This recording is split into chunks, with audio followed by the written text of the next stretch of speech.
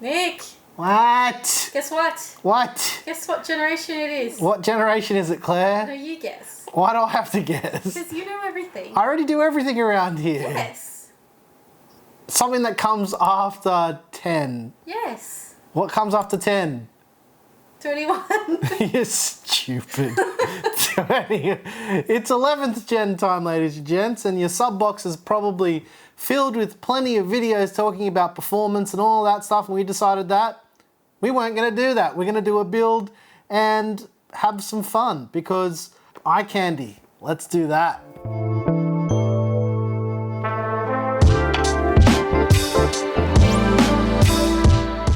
Already I know that your sub box is going to be filled with all the reviews of all these new 11th gen CPUs and everything to do with it, but I decided that we would do it differently like we usually do because instead of you being so fixated on the numbers, let's see what a system would look like in action if you were to build something like this. Now, with that said, we actually didn't get time to benchmark this system at all, so there's no benchmarks, it's pure eye candy. So without further ado, let's get right into it. And no, we don't have one of those Game Rock GPUs that you're probably gonna ask about, otherwise we would have used it. So let's jump right in and see how this came together.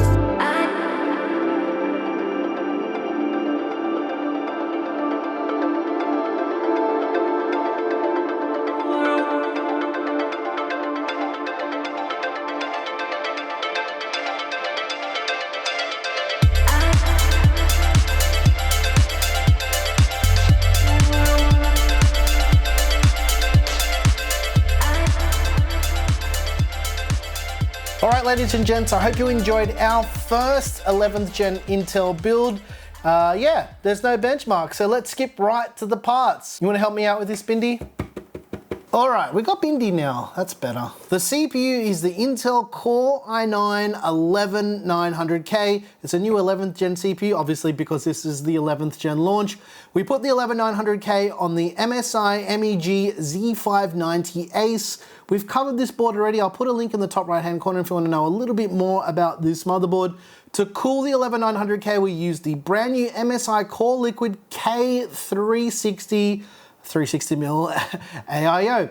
Now, this AIO's got a little bit of a screen on it. It's Acertec based, and the cooler's actually got pretty good performance from what we've seen so far. For RAM, we went with 32 gigs of G.Skill Trident Z Royal Gold at 4000 megahertz. It's some really fast RAM. For storage, we went with the WD SN850 PCIe Gen 4 NVMe SSD. The GPU is the MSI RTX 3080 Gaming X Trio. Claire, I can already see the comments. We know about availability, guys. We hear you. I'm sorry. The cable extensions are black Cooler Master cable extensions. There's a bit of a story with these actually because I ordered black and gold ones from Cable Mod. When was that? The start of February? And they haven't arrived yet.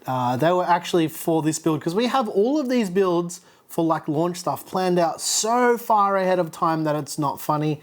But yeah, they just didn't arrive, so we didn't get to do the full bling bling thing with the gold and black cables, but I have them for another build that I was gonna use as well, so you will see them in that later on. Now, these fans, we get lots of questions when we use them. They are the Cooler Master MF120 prismatic fans, and we use 10 of them because why not? Now, just be aware though, this build is a complete showcase build. It is definitely not practical. I mean, you could build something like this, but this system's gonna get torn down in the next day or so. So these builds don't really stay together for that long, which is why it is the way it is. It's just completely blinged out for no reason whatsoever other than to match the RAM that we've got in here. Now, the way that we control all of the lighting in this system is through Corsair IQ. You probably saw in the cable management section of the build, I put a Commander Pro in. The Commander Pro has two custom cables that I created myself. They're both to convert 5 volt ARGB to the Corsair RGB connector, and then you can control all the lighting in Corsair IQ. The reason why I do this now is just because it saves me a whole lot of time. I only have to use one RGB program basically to configure all of these systems now. Where do you think you're going? You stay here, cute lady. Also, I know that people are going to ask about the RGB strip in the bottom of the case here. It's just a regular addressable RGB strip. It's nothing fancy. Literally any RGB strip down here will fit and will work. We get that question a lot, Claire.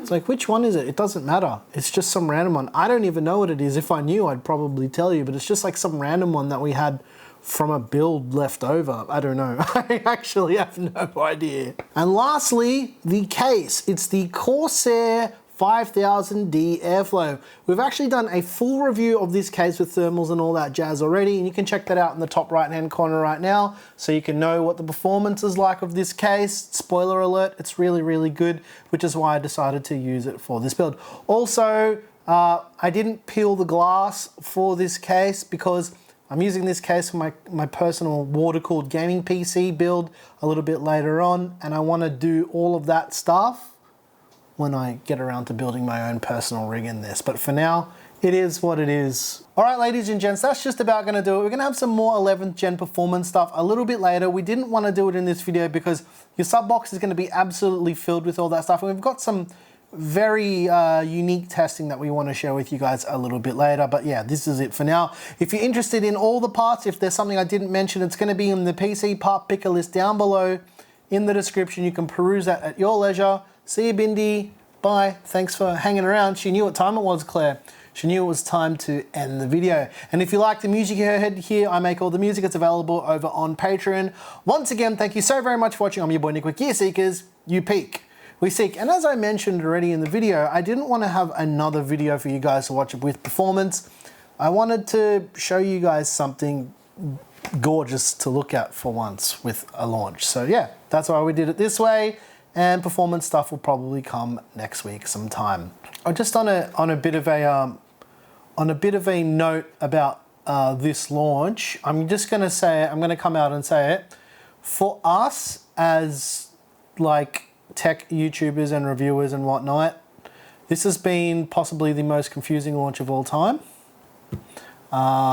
It's to do with availability and that kind of stuff as well. So like the launch of the motherboards from January up until now, I thought was a little bit confusing. Now that the NDAs and everything is all expired and everything, I can talk about it.